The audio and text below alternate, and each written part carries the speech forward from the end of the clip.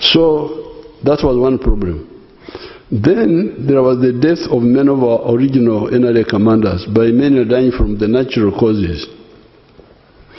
The regiments that brought victory on the 26th of January 1986 were the following: 1st Battalion, 3rd Battalion, 5th Battalion, 7th Battalion, 9th Battalion, 11th Battalion, 13th Battalion, 15th Battalion, 17th Battalion, 19th Battalion, 21st Battalion.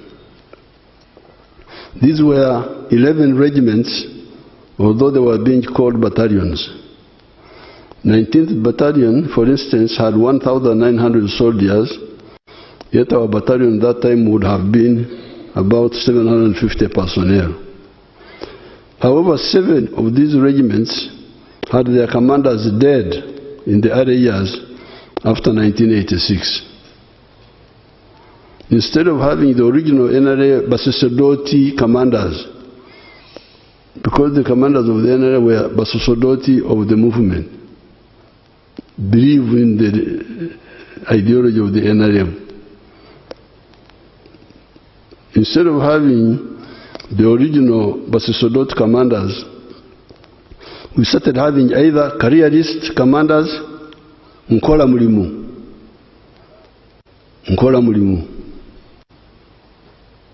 Ndikumusala, or even actual opportunists, Najakulia. This is how you started having corruption in the army, stealing army ration, stealing army fuel, stealing army funds.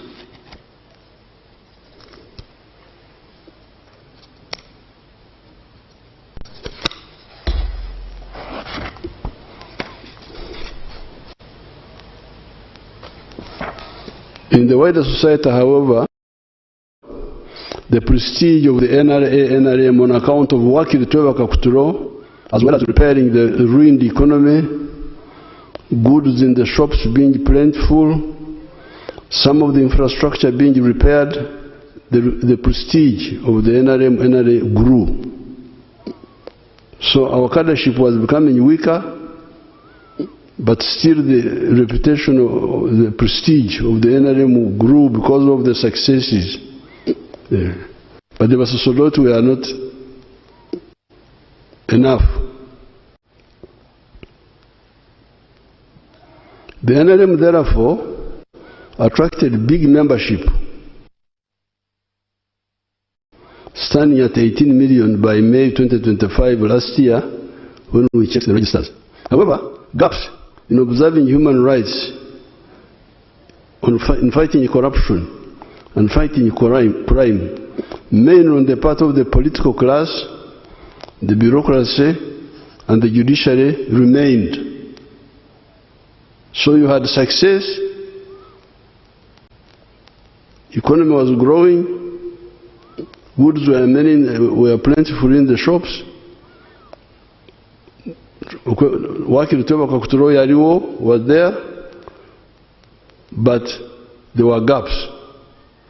There were gaps because of the diluted cadreship. This meant that there was peace and the economy was growing, but it would have grown even more if we did not have those gaps. I noticed that danger, and for the NRA UPDF I encouraged young Muhozi, after he had finished S6, to mobilize some of his colleagues and come to Kasseng training wing for ideological and military training. You remember the story that time by the negative forces that I was recruiting an illegal army. You must have, if you check the news, you will see those stories. Those cadres, however, unlike their Bush predecessors, had more time and opportunity for professional development by attaining all military and ideological courses systematically, level by level. The recent limited actions by security forces against some individuals and institutions are really long overdue actions to fill those gaps. Wakili Twebaka Kuturo, created mainly by the UPDF, Bonabagagawale, Wealth for All, created by the NRM, that have resulted in metamorphosis in Uganda into a lower middle-income country, must also be reinforced by no more sleep, no more Congora, no more corruption, and now no more impunity by the selfish people and agents of foreign interests to systematically denigrate the efforts of the people to develop themselves, and also some people endlessly committing crimes and using the law to shield them. There was a weakness on the part of the political, administrative, and legal cadres of the government in allowing this impunity to continue for so long. Some people say people have been abusing Museveni, but Museveni has been ignoring them. That is true.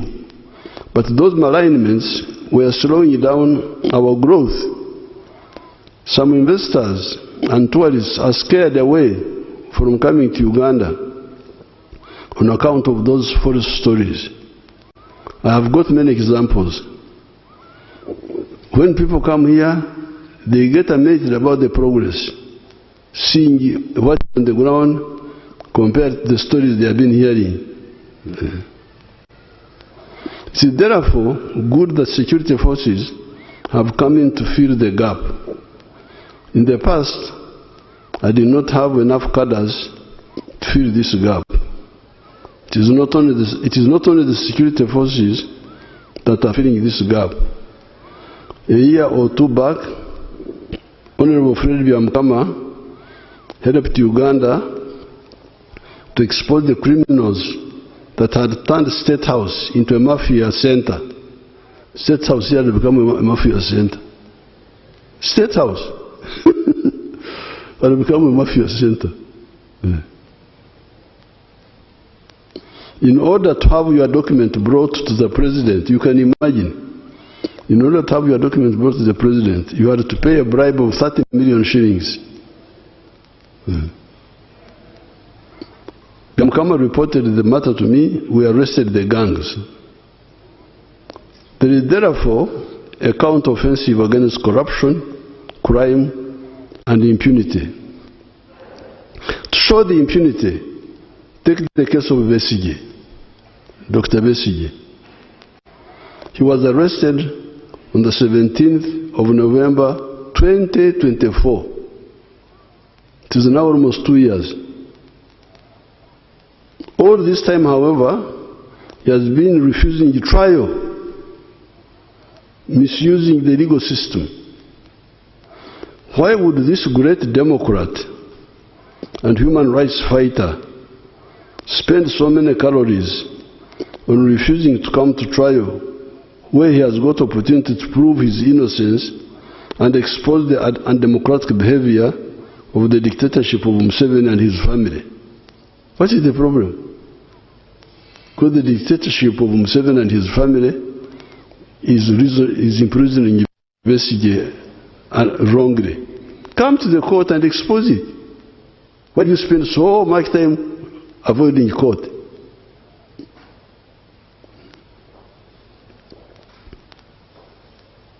Second question, why should the legal system for so long allow an accused person to just refuse to be tried?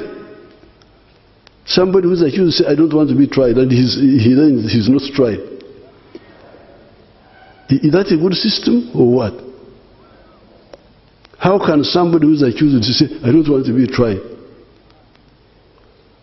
and 2 years is not tried? This allowing of impunity to continue for so long is responsible for the culture of mob justice.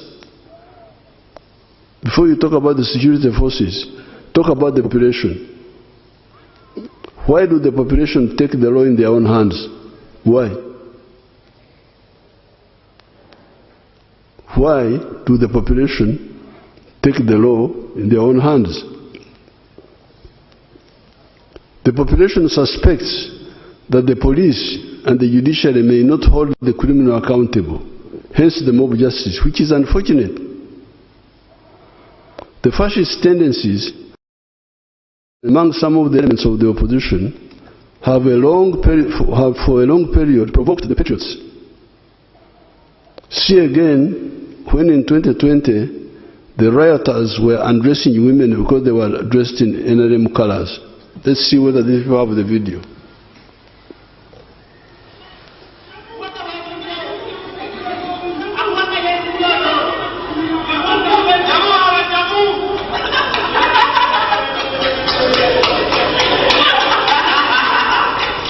Freeze that, freeze it, bring it back. Where the girl is undressed. Bring it back.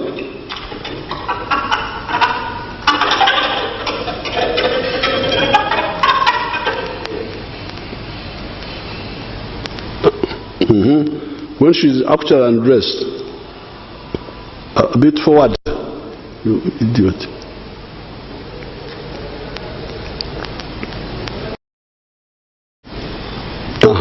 This is freeze it there, freeze it there. This is democracy. This is democracy.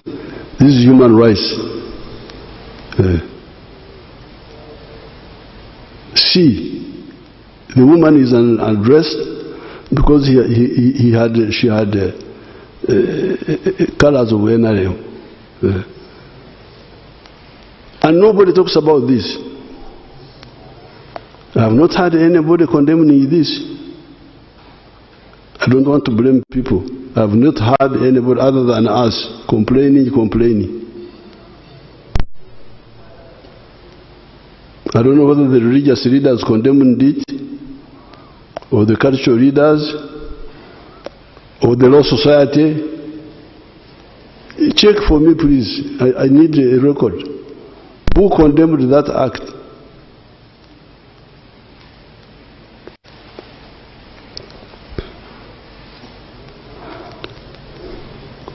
See the picture when an armed policewoman was attacked by the hooligans. Let's see another picture.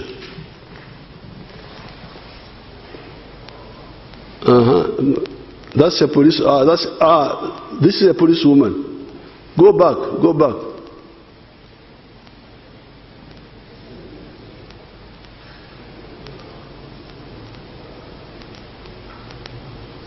The policewoman was trying to remove the thing which they had put on the road. See the person, and she was not armed. See, you show. Go back and start.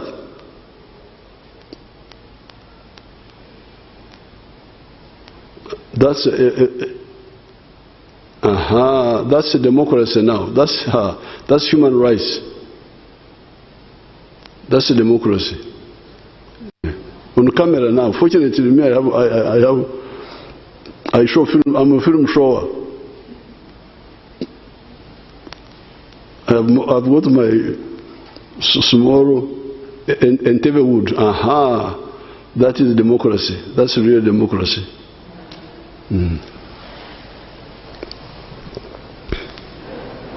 See, quite often you have heard slogans. Tugenda kuocha Kampala. How many times have you heard that? How many times have you heard that? If you want to go to heaven, that is. If you want to go to Gehenna, of course you will deny. But I'm sorry, when I go to heaven, I will wait for some people. Twenda kuocha Kampala. Twenda kuocha Kampala. Kuocha Kampala. We are going to ban Kampala. What did the slogan Taja Kulaira mean? Taja Kulaira. Didn't you hear that? What did it mean? For people who want peace. Democrats.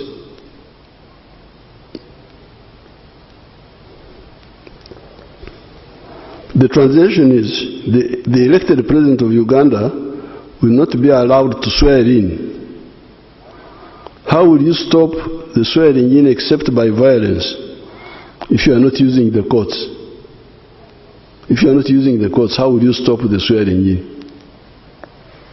By violence. That's what they were planning, which they tried to do, but we defeated it.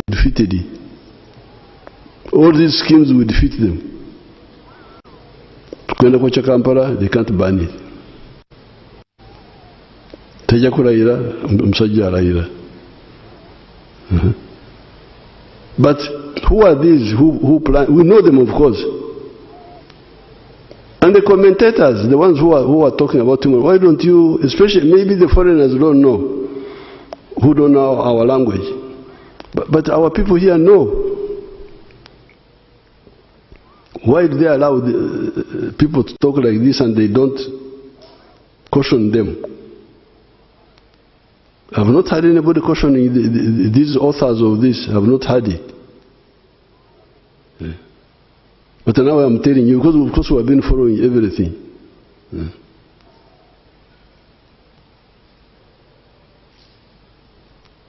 How many times have you had the taunting by hooligans of especially the NRM women supporters in the words, mwe bikazi mwe, ye mwe abatisibye kwa kasajja.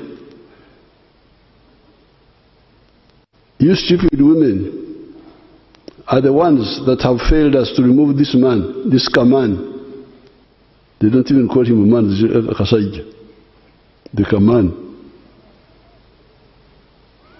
It is the democratic right of those women to kubasiba the kasajja if they support the kasajja. That's what the democracy means, please. Because we wagira kasajja muleke because we wagira kasajja kabyo. Or persuade them. But to harass our people, those who are, of course, some of them paid, because when they rioted on the 18th of November 2020, Kasero Lumumba here, the Minister of ICT is here. She came in Karamoja, she was shaking. People are rioting in Karamoja. What are they doing? They are attacking people. You keep quiet. They will lose appetite for attacking them. She's here. She can be a witness.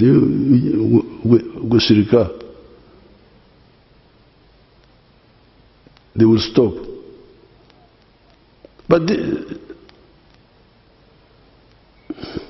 the arrested opposition lawbreakers may not get bail because they threaten the security of the witnesses. Because some people have been saying, you give these people bail, give them bail. Yes, but because they are not Democrats, when we release them, they attack the witnesses. You cannot have democracy without people with the spirit of democracy, with fascists.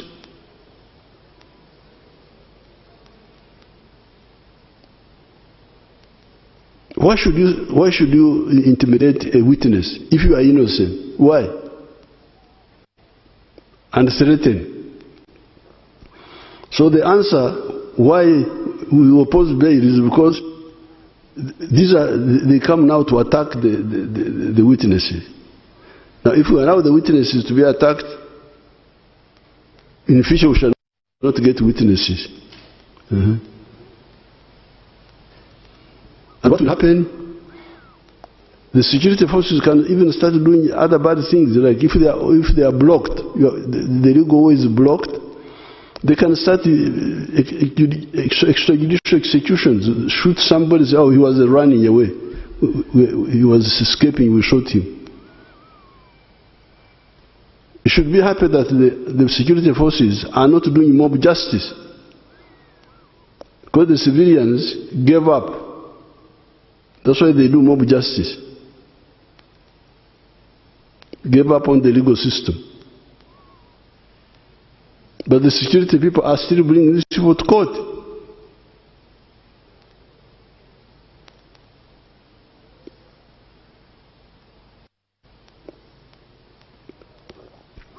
The arrested opposition lawbreakers may not get bail because they threaten the security of the witnesses. It is this undemocratic culture of some of the opposition elements that has been provoking the security forces to fill these gaps. Therefore, what the security forces have been doing recently is not a regression in the fight for freedom. Because that's what the Inter-Religious Council were worried about. They thought that it is not a regression at all.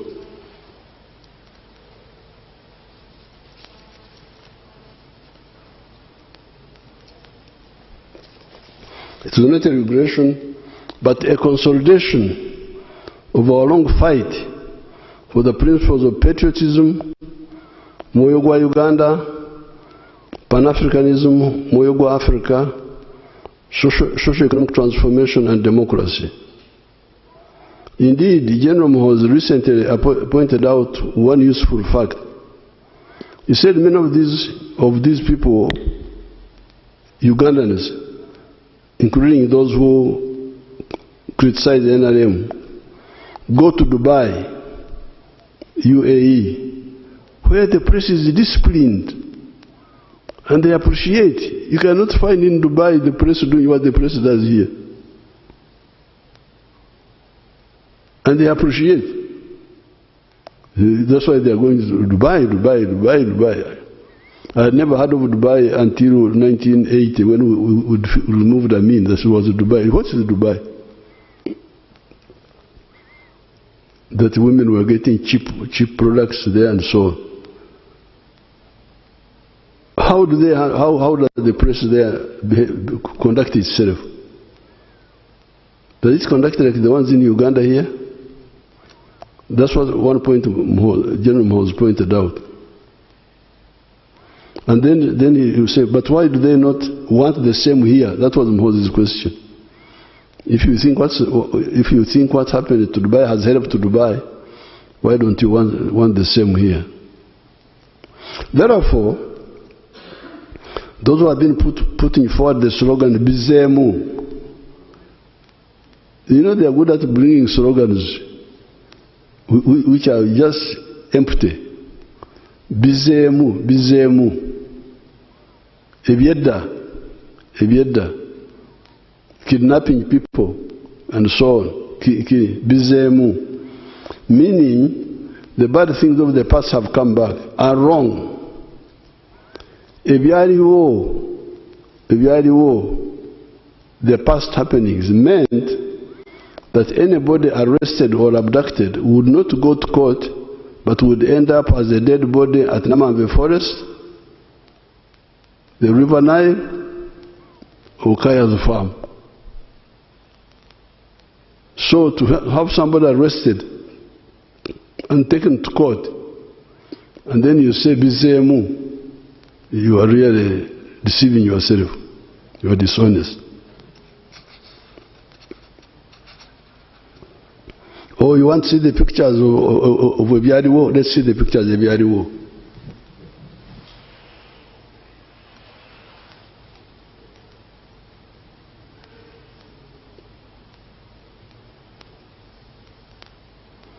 Bring the bones properly. Bring the obuango, the skulls. Bring them in the center of the picture. Freeze there.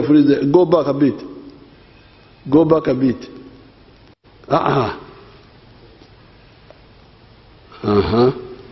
Ebibyaliwo ebyo. Ebyaliwo. Hello? Ebyaliwo. Biri awo. So when somebody is brought to court and you say Bizemu, what is Bizemu now?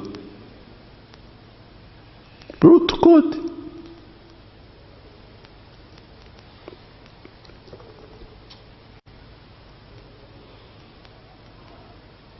On the contrary, here you see basically creating scenes in the courts of law.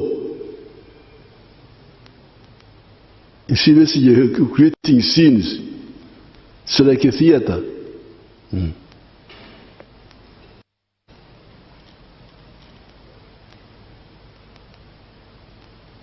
I could even see my sister Matembe limping into the court. When she was coming in the court, she came limping. I was worried, but forgot to limp. When she was leaving the court, she walked.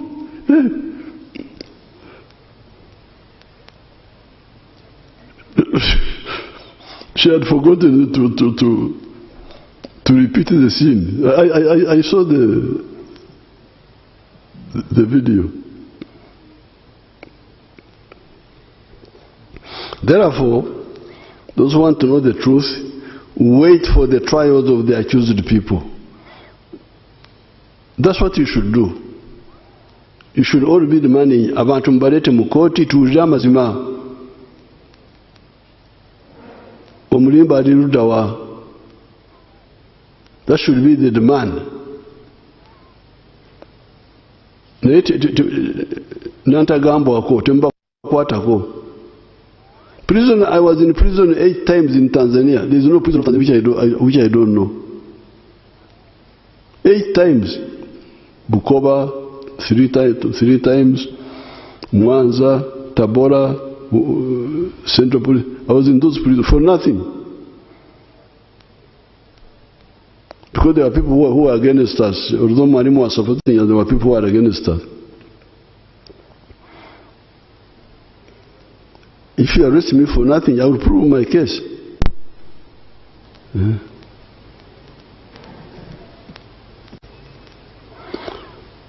I cannot allow impunity in our system, even on the side of the security forces. In 2021, there was the death of a Ugandan nicknamed Zebra in the Kawempe area in unclear circumstances after he got in touch with our security forces. I had to organize Okukaraba blood settlement with his family in Entebbe State House here. It is therefore the impunity promoters that have been inviting the security forces to finally do something. It is the security forces that die to keep peace in Uganda and in our turbulent region. If the security forces give their lives to keep peace in the country, why can't some of the political actors give up their egos and greed to make a contribution to that peace? Because the security people die.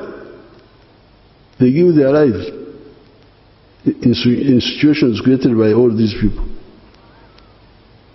And all you are asked is not to die, is not to sweat, is simply to behave responsibly, that's all.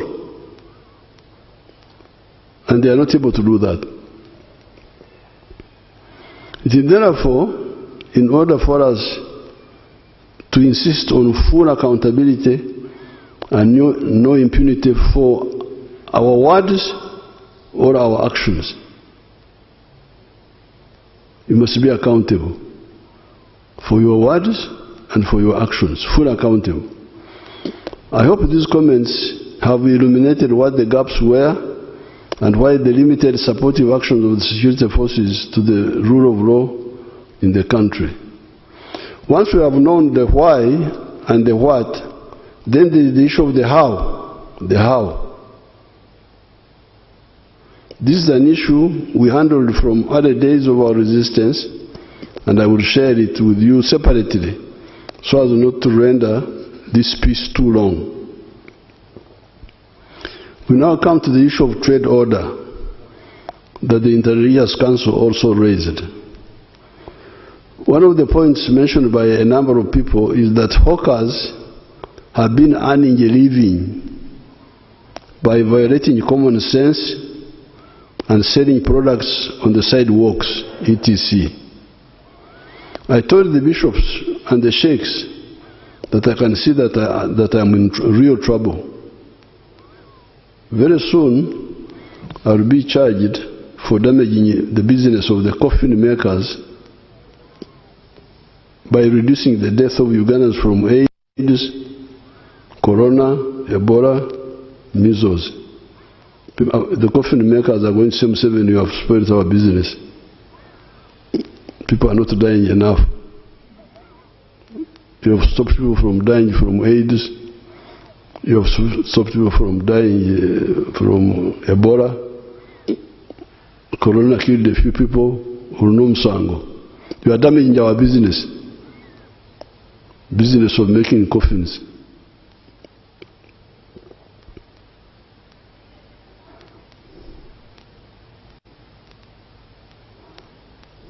Yes, the coffin makers will lose business because it was a bad business that was at the expense of society. Instead, they should make chairs and beds for Ugandans that did not die. Hawking is an economy and health killer. Obutembe yobo buta ebyenfuna ne buta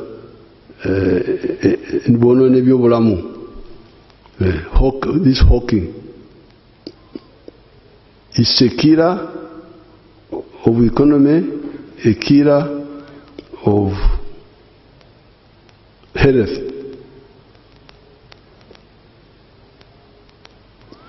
It kills the economy by denying the users of the shops and the markets business, because customers buy from the hawkers who do not pay tax, because they are not identifiable.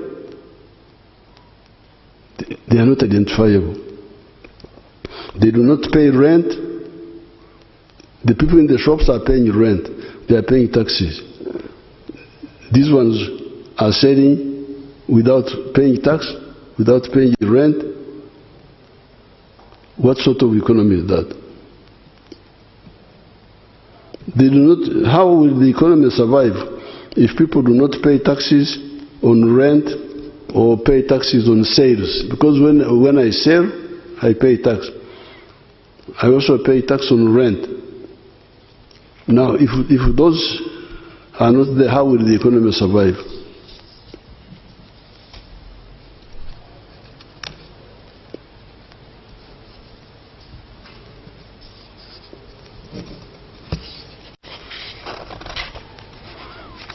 On the issue of health, having products exposed to the atmosphere, including food, is very dangerous. Yet the one who sells a dangerous product is not identifiable. Then there's the issue of blocking pedestrians from using the sidewalks and forcing them to compete with the cars and the bodabodas on the narrow roads. This means accidents, road jams, etc. Selling must be in shops, markets, or supermarkets.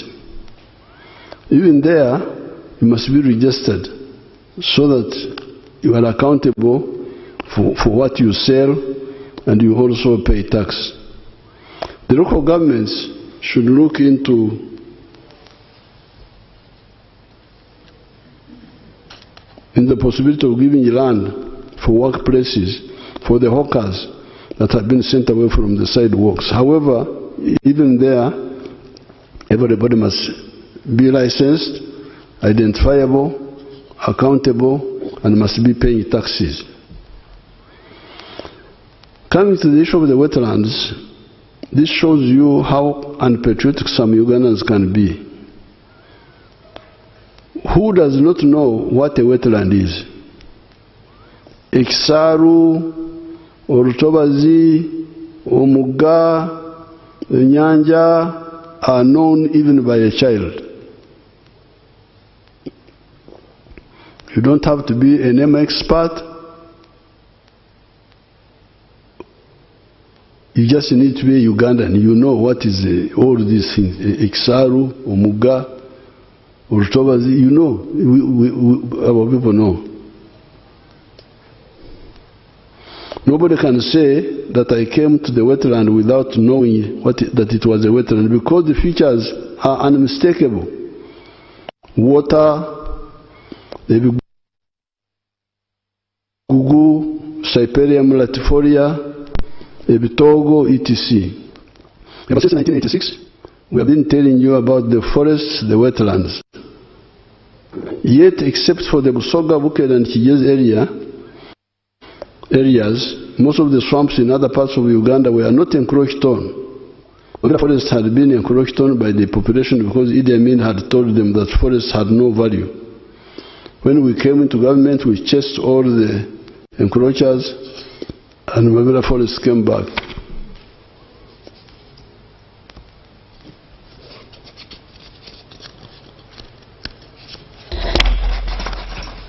However, these days when I fly over Mabera forest, I see some smoke in the forest here and there.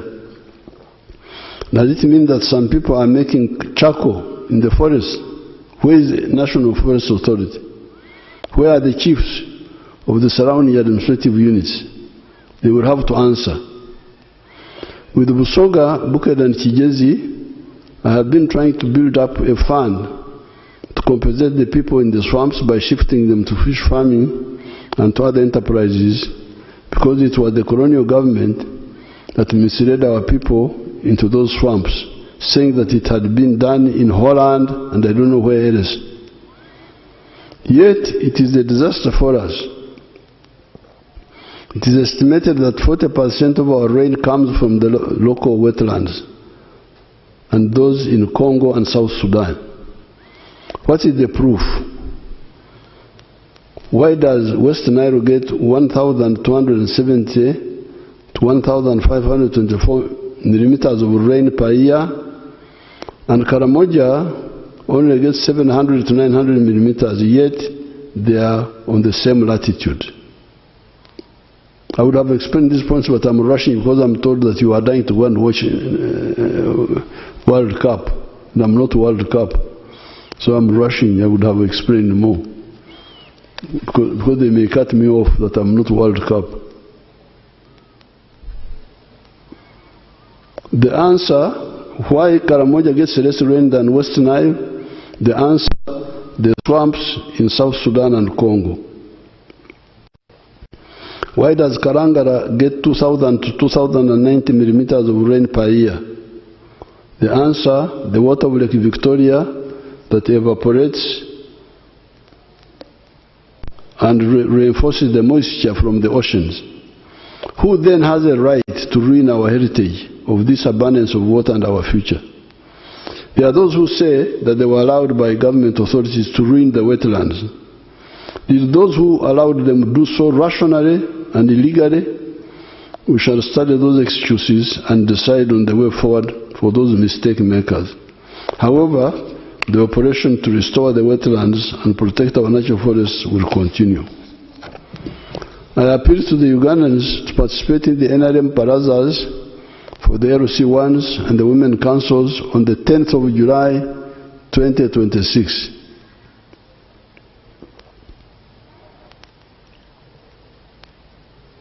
The LC1 elections on the 28th of July 2026. And the Women Council elections on the 23rd of July 2026. The NM Secretary should repeat these dates so that people know them and participate. Ugandans, I'm hearing of the corruption in the health centers, in the PDM, etc. The medicines for those problems are two. One, report the corruption to a government official or a religious leader or anybody who you think will bring it up, take up the matter. Action will be taken.